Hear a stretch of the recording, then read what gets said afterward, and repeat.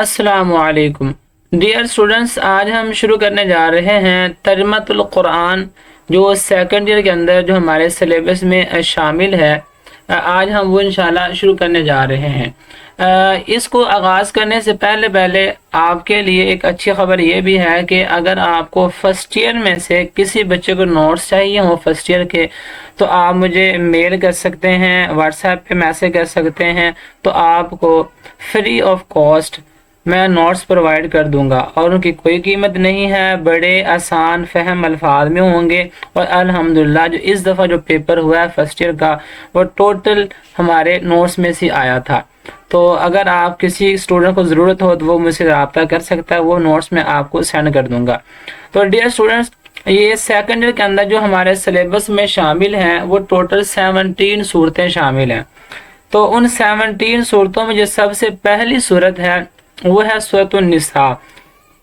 ہم آج سورۃ النساء کے بارے میں مختصر تعارف کرتے ہیں کہ سورۃ النساء یہ اس کے خصائص و فضائل کیا ہیں، اس کی اہمیت کیا ہے، اس کے بارے میں کچھ ذکر کرتے ہیں۔ تو سورۃ النساء کا تعارف یہاں سے شروع کرنے سے پہلے کچھ میں نے ویسے اس کے کی پوائنٹس بنائے ہیں، اگر ان کو تھوڑا سا دیکھ لیں تو مزید آسان ہو جائے گا۔ ڈیئر اسٹوڈنٹس، یہ ہیں وہ کی پوائنٹس، یہ آپ کو نظر آ رہے ہیں۔ اس میں سب سے پہلے ہے تعارف میں ہے سورۃ النساء، کہ سورۃ النساء یہ مدنی صورت ہے، یعنی کہ یہ مدینہ پاک میں نازل ہوئی ہے، تو اس لحاظ سے یہ مدنی صورت ہے۔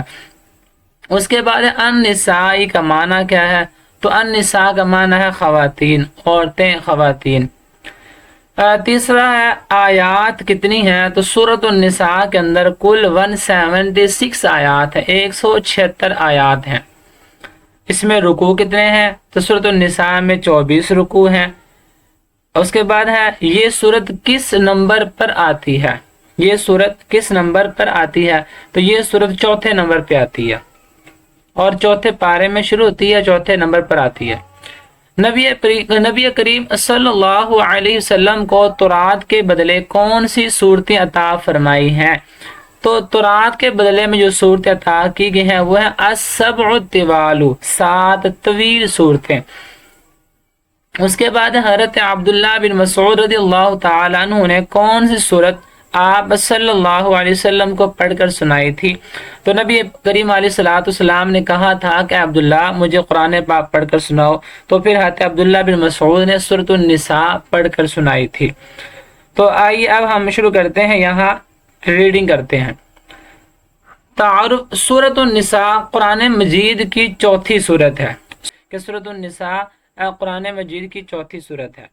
اس میں 24 رکوع ہیں، کہ سورۃ النساء کے اندر 24 رکوع ہیں، یہ بھی ایم سی کیوز کے لحاظ سے اہم ہے۔ 176 آیات ہے، 176 اس میں آیات ہیں، یہ بھی ایم سی کیوز کے لحاظ سے اہم ہے۔ یہ صورت چوتھے پارے سے شروع ہو رہی ہے۔ اس صورت میں عورتوں کے حقوق کے متعلق احکام ذکر کیے گئے ہیں۔ بیسیکلی یہ یہاں پہ ایک شارٹ کویشچن ہے، وہ یہ ہے کہ سورۃ النساء کی وجہ تسمیہ بیان کریں، کہ سورۃ النساء اس کی وجہ تسمیہ، یعنی کہ نساء اس کا نام کیوں رکھا گیا، اس سورت کا نام کیوں رکھا گیا؟ تو اس کا آنسر ہوگا اس سورت میں عورتوں کے حقوق کے متعلق احکام ذکر کیے گئے ہیں، اسی مناسبت سے اس کا نام سورۃ النساء رکھا گیا ہے۔ یہ سورت سورۃ البقرہ کے بعد طویل ترین سورت ہے، یہ بھی اہم سی کچھ ہے، سورہ بقرہ کے بعد طویل ترین سورت کون سی ہے؟ تو سورہ بقرہ کے بعد جو طویل ترین سورت ہے وہ سورۃ النساء ہے۔ اس میں غزوہ احد کے شہداء کی وراثت، ان کی بیوہ عورتوں، بیوہ سے مراد ہوتا ہے کہ جن کے خامد وصال فرما جائے، فوت ہو جائے، انہیں بیوہ کہا جاتا ہے۔ ان کی بیوہ عورتوں اور ان کے یتیم بچوں کی کفالت سے مراد ہوتا ہے ان کا رہنا سہنا، کھانا پینا، یہ سب سامان وغیرہ ان کو مہیا کرنا کے مسائل کا ذکر ہوئے ہیں۔ سورۃ النساء ان صورتوں میں سے ہے جن کو السبع الطوال، یعنی 7 طویل ترین صورتیں کہا گیا ہے۔ السبع الطوال یعنی کہ 7 طویل ترین صورتیں، تو یہ سورۃ النساء ان 7 طویل صورتوں میں شامل ہے۔ اس کے بعد ان کے بارے میں نبی کریم صلی اللہ علیہ وسلم نے فرمایا کہ یہ مجھے تورات کے بدلے میں عطا فرمائی گئی ہیں۔ کیا عطا فرمائی گئی ہیں؟ یہ 7 طویل صورتیں عطا فرمائی گئی ہیں، کہ نبی کریم علیہ الصلوۃ والسلام کا فرمان ہے کہ تورات کے بدلے میں مجھے یہ 7 طویل صورتیں عطا فرمائی گئی ہیں۔ یہ ایم سی کیوز ہونے کے لحاظ سے بھی اہم ہے، اور یہ اگر فضیلت میں آ جائے کہ سورۃ النساء پڑھنے کی فضیلت کیا ہے، تو یہ فضیلت میں اس حدیث واقعہ کو آپ لکھیں گے۔ آگے ہے حضرت عبداللہ بن مسعود رضی اللہ تعالیٰ عنہ بیان کرتے ہیں کہ مجھے نبی کریم صلی اللہ علیہ وسلم نے حکم دیا کہ مجھے قرآن مجید پڑھ کر سناؤ۔ میں نے عرض کیا یا رسول اللہ صلی اللہ علیہ وسلم، میں آپ کو پڑھ کر سناؤں جبکہ آپ پر قرآن مجید نازل ہوتا ہے، جبکہ قرآن پاک جو ہے وہ آپ پہ نازل ہوتا ہے، تو میں آپ کو پڑھ کر سناؤں؟ نبی کریم صلی اللہ علیہ وسلم نے فرمایا ہاں سناؤ۔ چنانچہ میں نے سورۃ النساء پڑھی۔ یہاں پہ یہ MC ہے کہ حضرت عبداللہ بن مسعود نے کون سی سورت پڑھ کر سنائی تھی، تو وہ ہے سورۃ النساء، کہ آپ نے سورۃ النساء پڑھ کر سنائی۔ جب میں فَكَيْفَ إِذَا جِئْنَا مِنْ كُلِّ أُمَّةٍ بِشَهِيدٍ وَجِئْنَا بِكَ عَلَى هَؤُلَاءِ شَهِيدًا پر پہنچا تو نبی کریم صلی اللہ علیہ وسلم نے فرمایا کہ اب بس کرو۔ میں نے آپ صلی اللہ علیہ وسلم کی طرف دیکھا تو نبی کریم صلی اللہ علیہ وسلم کی آنکھوں سے آنسو جاری تھے۔ اس کے بعد آگے ہے مرکزی مضمون، کہ اس صورت کا مرکزی مضمون کیا ہے۔ سورۃ النساء میں حقوق اللہ، حقوق العباد، تقوی کی اہمیت، عورتوں کے حقوق، اہل کتاب اور منافقین کے رویوں کی مذمت ہے۔ اہل کتاب سے مراد ہوتا ہے کہ وہ لوگ جو تورات اور انجیل کو ماننے والے ہیں، انہیں اہل کتاب کہا جاتا ہے۔ منافقین کے رویوں کی مذمت، رویوں سے مراد ہوتا ہے ان کا کردار، ان کا کردار کس طرح کا ہے، ان کا ایٹیٹیوڈ، ان کا بیہیویئر کس طرح کا ہے۔ غزوہ بدر، احد اور سماجی، یعنی غزوہ بدر اور احد اور سماجی سے مراد ہوتا ہے معاشرہ، سماجی زندگی کی اصلاح سے متعلق احکام بیان کیے گئے ہیں۔ یعنی کہ اس کا مرکزی مضمون یہ ٹوٹل ہے، حقوق اللہ ہے، حقوق العباد ہے، تقوی کی اہمیت ہے، عورتوں کے حقوق ہیں، اہل کتاب، منافقین کے رویے، غزوہ بدر، احد اور سماجی زندگی، ان تمام چیزوں کے بارے احکام بیان ہوئے ہیں۔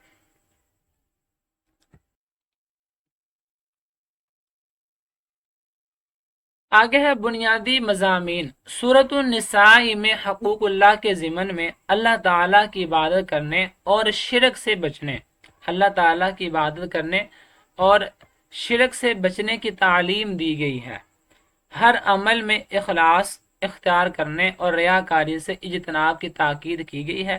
حقوق اللہ میں اہم ترین حق نماز کا ہے، نماز ہے۔ یہ MCQs ہونے کے لحاظ سے اہم ہے کہ حقوق اللہ میں سب سے اہم ترین کیا ہے، وہ ہے حق نماز۔ اس صورت میں سفر، خوف اور حالت مرض میں، اب یہاں سفر سے مراد اگر بندہ کی سفر پہ چلا جائے، خوف سے مراد جنگ وغیرہ ہو رہی ہو، وہ حالات ہیں، اور حالت مرض، مرض سے مراد ایک بندہ بہت زیادہ تکلیف میں ہے، بیمار ہے، وہ نماز ہی نہیں پڑھ سکتا، اس کے بارے میں۔ حالت مرض میں نماز کے متعلق احکام بیان کیے گئے ہیں۔ حقوق العباد کے حوالے سے، حقوق العباد سے مراد ہے بندوں کے بندوں پر حقوق، ایک دوسرے پر ہمارے حقوق۔ حقوق العباد کے حوالے سے والدین کے ساتھ حسن سلوک کا حکم دیا گیا ہے۔ قریبی رشتہ داروں، یتیموں، مسکینوں، ہمسایوں اور مسافروں وغیرہ کے حقوق ادا کرنے پر زور دیا گیا ہے۔ سماج سے مراد ہوتا ہے معاشرہ، معاشی زندگی، اور شرعی ضروریات کے حوالے سے بھی مختلف ہدایات و تعلیم دی گئی ہے۔ شریع سے مراد ہے جو اللہ تعالیٰ کے احکام ہیں، شریعت مطہرہ ہے۔ نشے کی ممانعت کی گئی ہے۔ نشے سے مراد ہے کہ جو نشہ ہے، ہر نشہ آور چیز حرام ہے۔ اب یہ جو نشہ ہے شراب، یہ 4 ہجری میں حرام ہوئی ہے، 4 ہجری میں۔ اس کو آپ MCQ ہونے کے لحاظ سے یاد رکھیں گے کہ نشہ جو حرام ہوا ہے وہ 4 ہجری میں جا کے یہ حرام ہوا تھا نشہ۔ تیمم کا طریقہ بتایا گیا ہے۔ تیمم سے مراد ہوتا ہے کہ جب پانی موجود نہ ہو یا پانی پہ قدرت نہ ہو تو پھر بندہ تیمم کر کے نماز پڑھ سکتا ہے۔ وہ طریقہ کار میں آگے جا کے ڈیٹیل میں بیان کروں گا۔ تو تیمم کا جو حکم ہے وہ بھی 4 ہجری میں ہی نازل ہوا تھا، یہ بھی آپ ایم سی کیو ہونے کے لحاظ سے یاد رکھیں گے کہ تیمم کا جو حکم ہے وہ 4 ہجری میں نازل ہوا۔